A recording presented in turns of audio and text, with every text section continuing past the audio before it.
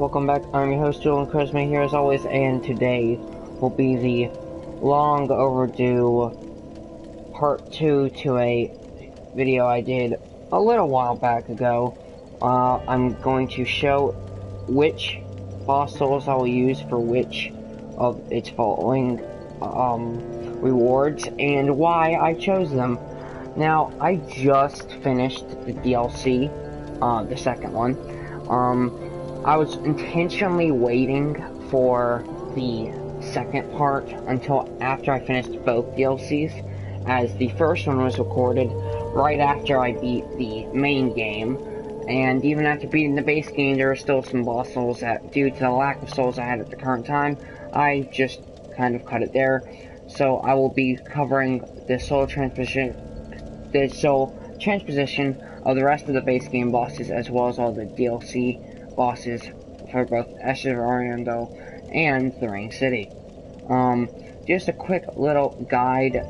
I struggled quite a bit with Dark Eater Midir, about 1, maybe 2 times, no more than 3, before someone said that they were watching my channel on PSN and they wanted to see if they could help me out. And if you just saw the video I put out literally a few minutes ago upon the time of recording this, you'll know how easy that fight was. It was mainly because he literally just carried me. I mean, I was the Stephen Hawking in that situation with how hard he carried me. Anyway,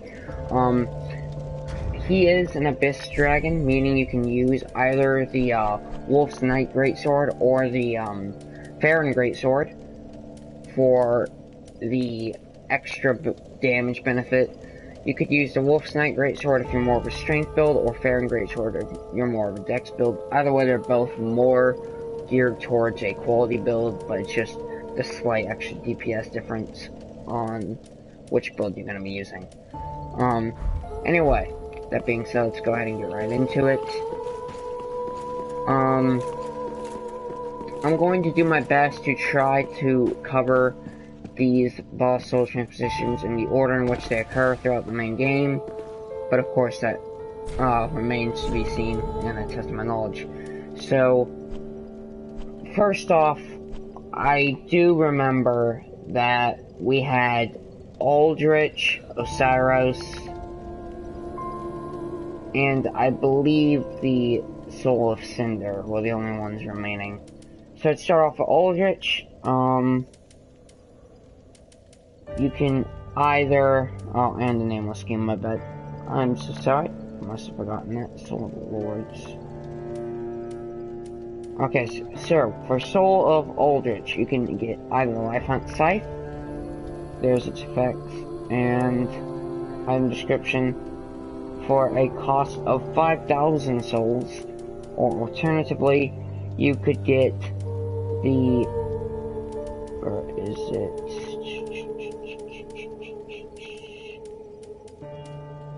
Yeah, there you go. Or you could get the Dark Moon Longbow. Those are the stats. And that's the item description. Also for 5,000 souls. Unless you're a mage build, I would recommend going ahead and getting the Dark Moon Bow. It'd be easier to use in almost any situation, unless you are some sort of faith build, then of course go for Life Hunt Scythe. But in most scenarios, I'd say go ahead and get the Dark Moon Longbow.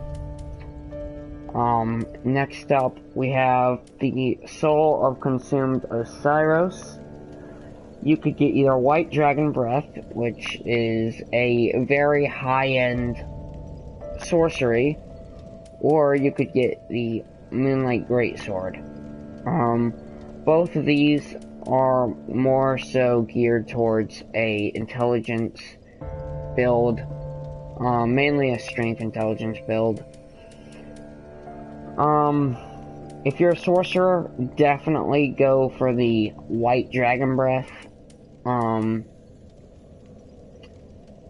Otherwise, it's really up to you. You could go to the Moonlight Greatsword, and I would heavily recommend you do. It's just, I already have a Moonlight Greatsword, so I really don't benefit from having a second one, but at the same time, I think it will be better to go ahead and just get it, both of which will cost you a good, let's see, 10,000 souls, or is it 100,000? No, 10,000 souls.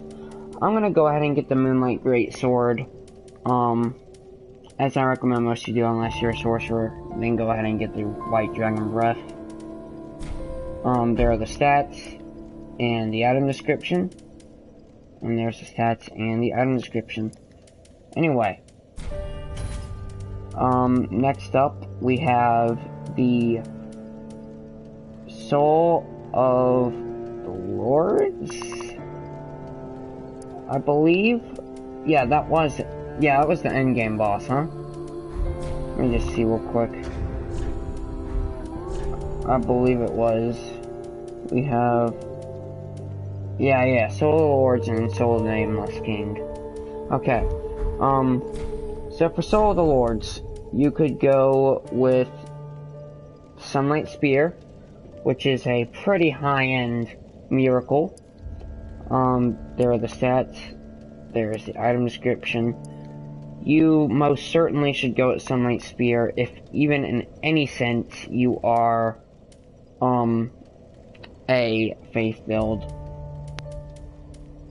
Or alternatively, you could go with the Firelink Greatsword. There's the stats, and there's the item description.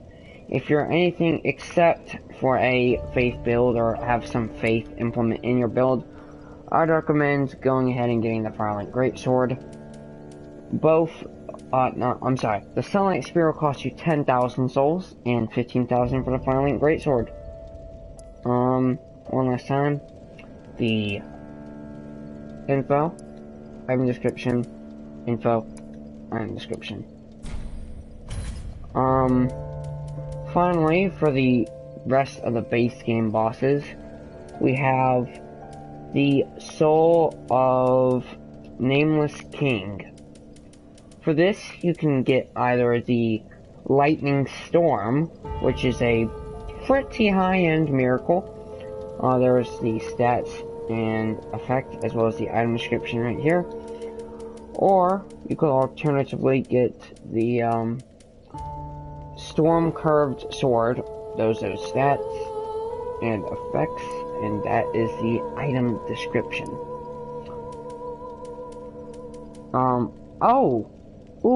And there's a third one. Here are the stats and the item description.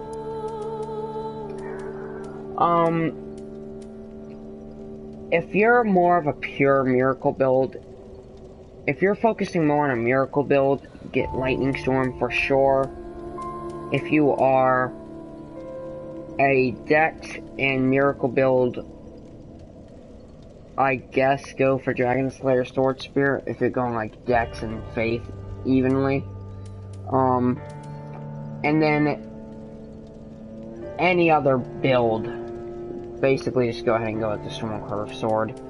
The Lightning Storm is 5,000 souls, as well as the Storm Curve Sword, and 10,000 for the Dragon Slayer Sword Spear. I believe the reason it's so expensive is it's Lightning Storm and the Storm Curve Sword combined is what I believe makes up the price difference. Anyway, there is the stats and item effect, item description, the stats and effects, item description, and the stats and effects and item description. Go ahead and get the Storm Curved Sword. Now we're going over the first DLC bosses for Ashes of Arendelle. There's only 2 bosses, but only one that you actually get a soul from. Because, first of all, well, technically that's not a fair argument, because both of them are optional.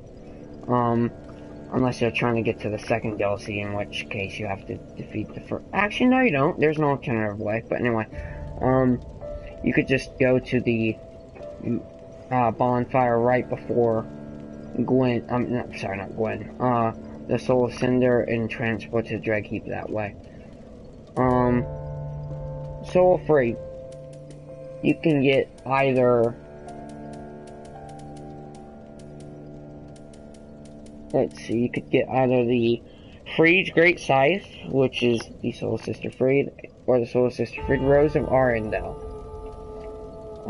Those are stats and item effects, as well as an item description. Here's the stats and effects and item description. Freed's Great Scythe is for 10,000 souls and 3,000 for the Rose of Arendelle. If you're kind of like an all across the board, like a jack of all trades type build, go for Freed's Great Scythe. If you are more of a focused build around kind of a quality build, but have a little bit of points invested into your faith, go ahead and get Rose of Arendelle, as it is a chime. No, I'm sorry, it looks to be a whip, from the appearance of it, but anyway, I mean, it really is up to you, it really is. I think, personally, I'm going to go ahead and get Freed's Great Scythe, just for the sake of looking at it and having it to trade. But, if you are any other build, get the Rose of Arendelle. But if you're a jack of all trades, get the Freed's Great Scythe. Not to mention it's cheaper. Now going on to second DLC bosses, we have the Soul of the Demon Prince. You can get either Seething Chaos, that's the effect and item description, or you could get the Demon's Scar. There's the effects and the stats, as well as the item description. Both of which are for 10,000 souls. If you're more of a pyramid, well, not even a pyramid, if you're any type of mage build, honestly, go ahead and go for Seething Chaos. However, if you're a jack of all trades, go ahead and get Demon's Scar.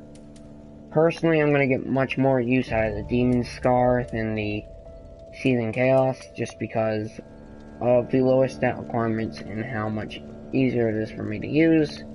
So therefore, I'll be going with that. The next boss we will be looking at is the Soul of, let's see, there was Demon Prince, there was Deer Gale. I sworn there was a fourth boss. Yeah, there's Medeer, Gale.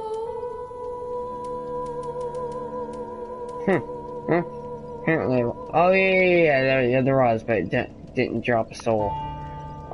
Next up, we have the Soul of Dark Eater Medeer. You could get either the Old Moonlight Sorcery, which there are the effects and stats, as well as the item description. I heavily recommend getting this if you are a mage build of any kind, especially if you're a pure sorcery build. Alternatively, you could also get the Frayed Blade.